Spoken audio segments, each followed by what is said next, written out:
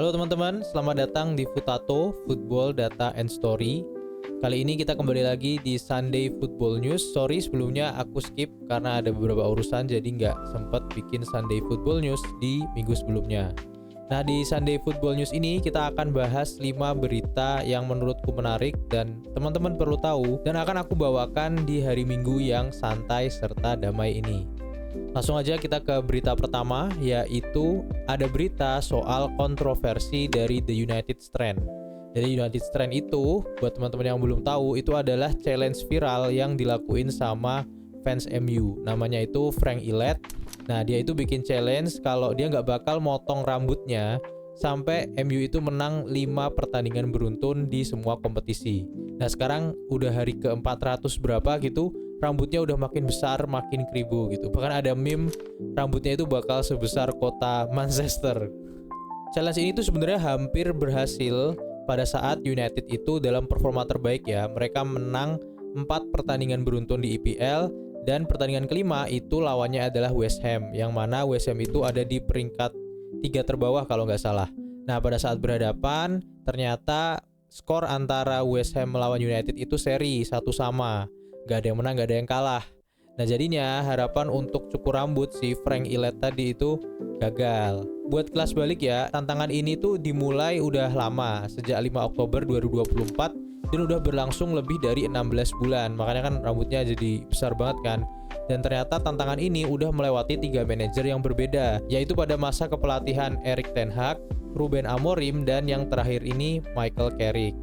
Dan fun fact-nya, MU itu menang 5 kali beruntun, itu terakhir malah justru lebih lama lagi, yaitu Februari 2024. Kalau dari sisi Frank Illet-nya, Frank itu bilang kalau ini tuh sebenarnya cuman guyonan aja, dimulai sebagai sesuatu yang menyenangkan lah, ya seru-seruan gitu. Dia bilangnya tuh sih sebagai humor, sebagai respon lah untuk menghadapi masa-masa sulit Manchester United yang performanya itu naik turun gitu.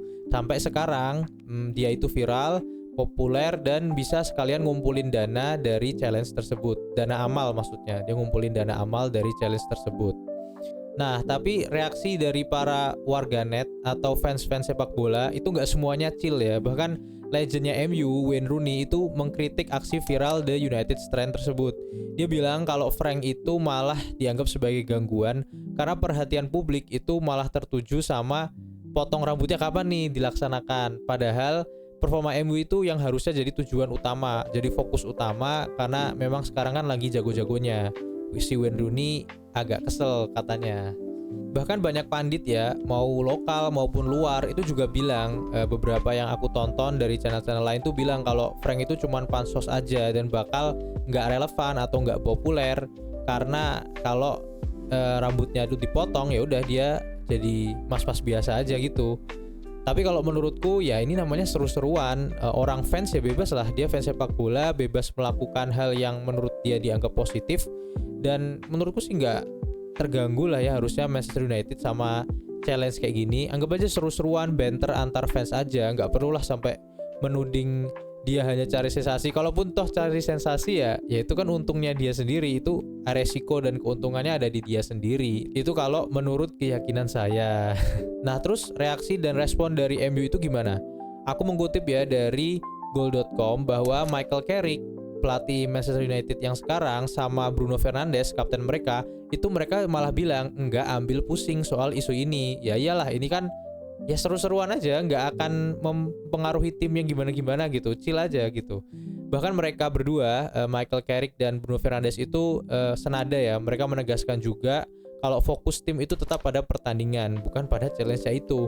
Mereka tetap fokus menghadapi laga berikutnya melawan Everton pada 23 Februari. Karena kan di FA MU udah tersingkir ya, jadi minggu ini nggak ada permainan dari Manchester United. Nah, itu kalau berita dari fans yang melakukan aksi viral ya.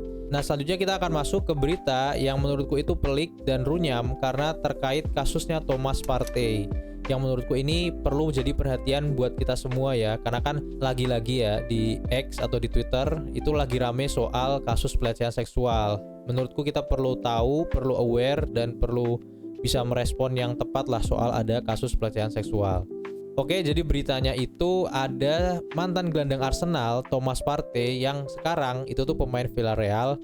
Dia itu didakwa 2 tuduhan pemerkosaan tambahan. Jadi nambah lagi nih tuduhannya setelah berita tuduhan terbaru ini resmi dikeluarkan sama Crown Prosecution Service atau CPS. Nah, 2 tuduhan baru ini ngebuat Thomas Partey itu harus hadir di pengadilan Magistrat Westminster pada Jumat 13 Maret 2026. Yang sebenarnya jadwal persidangan awalnya kalau nggak salah, persidangan utama gitu, masih pada tanggal 2 November 2026 nanti. Sebagai kelas balik ya, sebenarnya tuduhan ini tuh muncul pada kalau nggak salah Agustus, dan pada September 2025 si Thomas Partey ini membantah. Partey itu membantah kalau dia itu nggak melakukan 5 tuduhan pemerkosaan dan 1 tuduhan pelecehan seksual yang ditujukan kepadanya yang diduga terjadi pada tahun 2020. Nah, berkaca dari kasus pelecehan seksual yang sedang ramai sekarang, kita tetap harus berpihak kepada korbannya dulu kan. Aku sempat nonton reelsnya Dr. Tirta. Kalau emang pelecehan seksual itu sulit untuk dibuktikan, makanya daripada itu kita harus berada di sisi korbannya terlebih dahulu, alih-alih malah mendukung si pelaku atau terduga pelecehan seksual. Bahkan Arsenal tuh sempat nutup-nutupi loh, sempat kayak menutupi kasus ini atau malah mendukung, aku lupa, kayak dibiarin terus main aja sih Thomas Partey ini. Sempat ada ribut lah soal itu beberapa tahun lalu di X soal itu kalau nggak salah. Nah, lanjutannya, walaupun Thomas Partey itu berstatus terdakwa, ternyata dia itu tetap diizinkan untuk bermain sementara dalam masa penangguhan penahanan ya. Bahkan dia itu masih menjadi bagian skuad Ghana untuk Piala Dunia 2026. Nah, menurut teman-teman gimana nih kalau misalkan ada terduga atau terdakwa pelecehan seksual dari timnas Indonesia? Menurut teman-teman sikap apa yang seharusnya kita ambil? Nah, silakan ya diskusi di kolom komentar. Kemudian meskipun dia itu masih dibolehkan bermain ya, tapi Thomas Partey itu dilarang ya buat untuk menghubungi pelapor pelecehan seksual, dan dia itu wajib melaporkan dirinya sendiri sebelum melakukan perjalanan ke luar negeri. Ya, kita nantikan aja gimana perkembangan kasus ini ya. Bahkan kabarnya di Villarreal, di klubnya yang sekarang itu, performanya dia sebagai pemain itu juga nggak membaik. Dia itu justru dapat kritikan dari pelatih Marcelino, pelatihnya saat ini, mengingat kontraknya Thomas Partey itu cuma 1 tahun dan akan habis pada akhir Juni nanti. Gak tahu deh dia nanti bakal kemana dan bakal kemana lagi kasusnya akan membawa dia. Oke, kita langsung aja masuk ke berita ketiga yang lumayan mengejutkan di seminggu kemarin ya. Jadi ada berita dari salah satu klub Inggris yaitu Tottenham Hotspur, di mana pelatihnya yaitu Thomas Frank itu dipecat, dan kabarnya Igor Tudor itu yang akan menggantikan menjadi interim manager. Setelah Thomas Frank itu dipecat ya secara mendadak pada 11 Februari kemarin, ya nggak mendadak juga sih, kita tahu kalau Tottenham itu memburuk kan permainannya, mereka itu cuma menang 2 kali dari 17 pertandingan. Nah, mereka itu langsung mencoba untuk mencari manajer baru. Ini kayak ironis ya, ada satu klub yang Big Six lah, Liverpool, yang kalah berkali-kali tapi kok Arne Slot-nya malah gak dipecat-pecat. Nah, itu gimana tuh menurut teman-teman? Balik lagi ke Tottenham, Igor Tudor itu yang dikabarkan menjadi kandidat terkuat itu muncul ya setelah sebelumnya Tottenham itu melirik Roberto De Zerbi, karena Roberto De Zerbi itu juga baru keluar atau dipecat aku nggak tahu, dari Marseille. Nah, kabar terbaru dari Matteo Moretto via X atau Twitter ya, dia menyebutkan kalau klub London Utara itu sudah memulai kontak resmi dan negosiasi awal sama Igor Tudor. Kabarnya itu mereka membahas soal visi serta struktur teknis tim. Mungkin ngebahas kayak visi bermainnya Tudor dan mau dibawa kemana nih Tottenham mengarungi IPL di musim depan. Nah, lebih lanjut itu manajemen Spurs, petinggi-petingginya itu ya, menilai kalau Tudor itu punya pengalaman membesut klub besar di Eropa. Jadi dia pernah membawa Juventus ke Liga Champions, sehingga dinilai mampu menghadirkan stabilitas sama disiplin taktis bagi skuad Tottenham. Walaupun dia itu dipecat juga di Juve, padahal belum 1 tahun ya, pada Oktober kemarin. Ya lumayan lah catatannya sama Juventus, 10 menang, 8 imbang, dan 6 kalah dari 24 laga. Nah, karena kabar Igor Tudor jadi manajer Spurs itu makin kenceng ya, dan minggu depan pada 22 Februari itu bakal ada derby London, Arsenal versus Tottenham. Kemungkinan sih kita bakal dapat pengumuman resmi dari Spurs siapa manajer barunya itu paling cepat mungkin di minggu depan ya. Kita tunggu aja lah. Biasanya Fabrizio Romano nanti tiba-tiba akan here we go gitu. Next, kita terbang dari Liga Inggris ke Liga Gurun Pasir atau Saudi Pro League.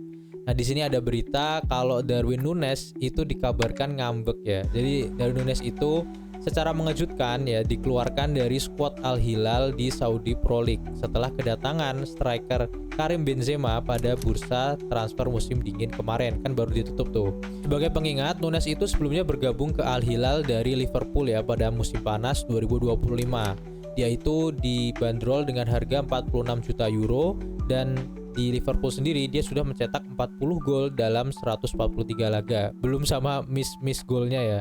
Dan dia itu juga sudah meraih 1 gelar Premier League. Nah, terus gimana kondisi Núñez di Al Hilal ini?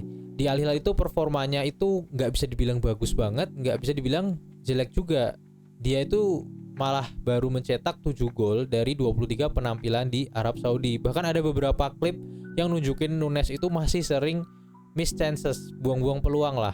Nah, gara-gara itu, sekarang dia itu terpaksa tersingkir karena ada aturan pembatasan 8 pemain asing dalam skuad liga.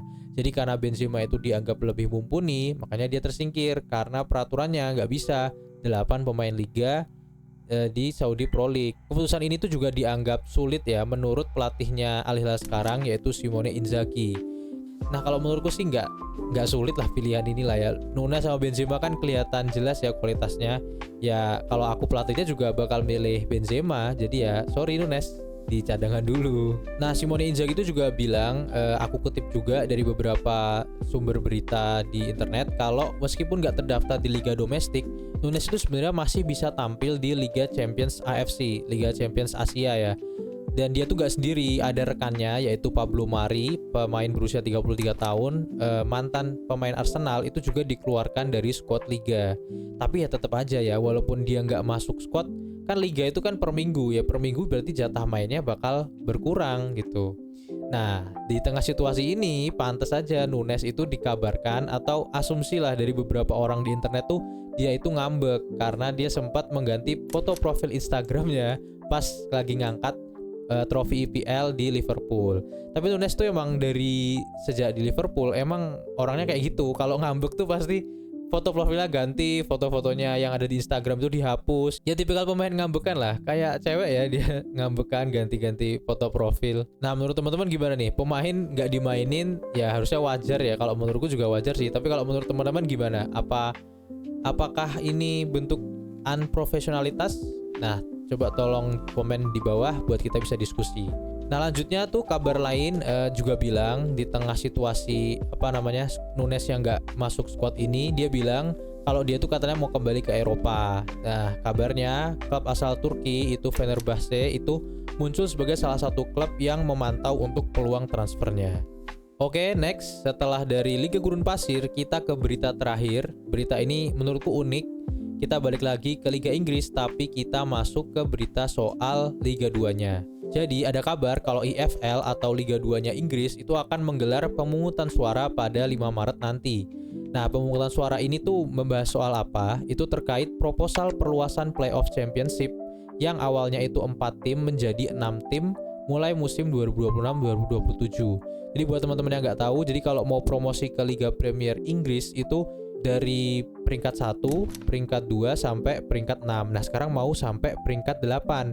Nah, jadi usulan ini tuh membuka peluang ya buat tim-tim dengan peringkat 3 sampai 8 itu ikut bersaing dalam playoff promosi ke Premier League. Karena kan otomatis peringkat 1 sama 2 itu langsung lolos ke Premier League kan. Nah, tentunya statement ini tuh memicu perdebatan ya, bahwa walaupun yang bermain itu berarti kan 6 ya, 6 tim, tetap ya satu yang lolos untuk ke Premier League gitu. Jadi ada beberapa perdebatan lah soal pemungutan suara ini. Nah, kalau dari sisi manajer Wrexham namanya Phil Parkinson itu malah mendukung rencana tersebut ya. Ia tuh justru menyanjung lah bahwa EFL Championship ini sebagai divisi yang luar biasa kompetitif. Karena kan banyaknya klub-klub besar yang potensial. Nah, jadi sekalian aja diadu 6 tim untuk memperebutkan 1 tiket playoff ke Premier League. Nah, kalau kita lihat kondisi timnya saat ini, nah memang Wrexham ini saat ini tuh berada di posisi ke-6 dan emang menargetkan promosi ke-4 secara beruntun. Buat yang belum tahu, ada sebuah series kalau nggak salah di Wrexham, 3 season mereka itu naik terus loh sampai ke sekarang Championship. Nah, kalau ini naik lagi kan bakalan epic, bakal ada seri terbaru di Netflix itu. Dan terkait soal poin, Wrexham ini masih unggul 5 poin dari peringkat ke-15. Jadi bayangin ketat tuh dari posisi ke-6 sampai ke-15. Nah, untuk pertandingannya juga masih ada 15 laga tersisa. Jadi ya Wrexham pengen lah kalau seandainya nggak di peringkat 6 ya dia peringkat 8 juga masih bisa ikut playoff kan. Ya kita doakan aja semoga Wrexham lolos. Tim yang dipunya sama Ryan Reynolds ini bakalan epic sih kalau beneran sampai ke Premier League. Bahkan di tengah perburuan playoffnya ya, Wrexham itu juga udah berhasil meraih satu hasil positif, yaitu menang 1-0 melawan Ipswich di putaran keempat Piala FA weekend ini. Oke, sekian teman-teman 5 berita menarik dari dunia sepak bola yang aku bagikan ke teman-teman di Sunday Football News ini. Semoga bisa menemani hari Minggu teman-teman yang santai dan damai ya. Terima kasih teman-teman udah nonton konten ini sampai selesai. Jangan lupa untuk like dan subscribe kalau emang suka sama konten ini. Jangan lupa juga untuk komen di bawah biar kita bisa diskusi soal hal-hal terkait sepak bola. Sampai jumpa teman-teman di Sunday Football News berikutnya.